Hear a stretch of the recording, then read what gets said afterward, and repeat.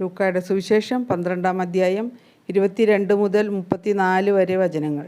ദൈവപരിപാലനയിൽ ആശ്രയം. വീണ്ടും അവൻ ശിഷ്യരോട് അരുളി ചെയ്തു, അതിനാൽ ഞാൻ നിങ്ങളോട് പറയുന്നു, എന്തു ഭക്ഷിക്കും എന്ന് ജീവനെ പറ്റിയോ എന്തു ധരിക്കും എന്ന് ശരീരത്തെ പറ്റിയോ നിങ്ങൾ ആകുലരാകേണ്ട.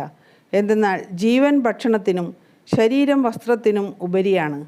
കാക്കകളെ നോക്കുവിൻ, അവ വിതയ്ക്കുന്നില്ല, കൊയ്യുന്നില്ല, അവയ്ക്ക് കലവറയോ കളപ്പുരയോ ഇല്ല, എങ്കിലും ദൈവം അവയെ പോറ്റുന്നു. പക്ഷികളേക്കാൾ എത്രയോ വിലപ്പെട്ടവരാണ് നിങ്ങൾ. ആകുലരാകുന്നതുകൊണ്ട് ആയുസ്സിൻ്റെ ദൈർഘ്യം ഒരു മുഴം കൂടി നീട്ടാൻ നിങ്ങളിൽ ആർക്കു സാധിക്കും? ഏറ്റവും നിസ്സാരമായ ഇതുപോലും ചെയ്യാൻ നിങ്ങൾക്ക് കഴിവില്ലെങ്കിൽ മറ്റുള്ളവയെപ്പറ്റി ആകുലരാകുന്നതെന്തിന്? ലില്ലികളെ നോക്കുവിൻ, അവ നൂൽ നൂൽക്കുകയോ വസ്ത്രം നെയ്യുകയോ ചെയ്യുന്നില്ലല്ലോ.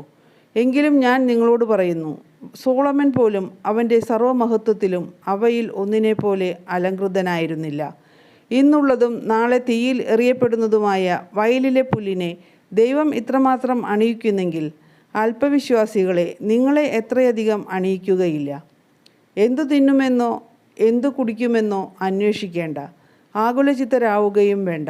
ഈ ലോകത്തിൻ്റെ ജനതകളാണ് ഇതെല്ലാം അന്വേഷിക്കുന്നത്. നിങ്ങൾക്ക് ഇതെല്ലാം ആവശ്യമാണെന്ന് നിങ്ങളുടെ പിതാവിനറിയാം. നിങ്ങൾ അവിടുത്തെ രാജ്യം അന്വേഷിക്കുവിൻ, ഇവയെല്ലാം അതോടൊപ്പം നിങ്ങൾക്ക് ലഭിക്കും. ചെറിയ അജഗണമേ, ഭയപ്പെടേണ്ട. എന്തെന്നാൽ നിങ്ങൾക്ക് രാജ്യം നൽകാൻ നിങ്ങളുടെ പിതാവ് പ്രസാദിച്ചിരിക്കുന്നു. നിങ്ങളുടെ സമ്പത്ത് വിറ്റ് ദാനം ചെയ്യുവിൻ. പഴകിപ്പോകാത്ത പണസഞ്ചികൾ കരുതി വയ്ക്കുവിൻ. ഒടുങ്ങാത്ത നിക്ഷേപം സ്വർഗത്തിൽ സംഭരിച്ചു വയ്ക്കുവിൻ. അവിടെ കള്ളന്മാർ കടന്നുവരികയോ ചിതൽ നശിപ്പിക്കുകയോ ഇല്ല. നിന്റെ നിക്ഷേപം എവിടെയോ അവിടെ നിന്റെ ഹൃദയവും. ലൂക്ക 12:22 മുതൽ 34 വരെയുള്ള വാക്യങ്ങൾ.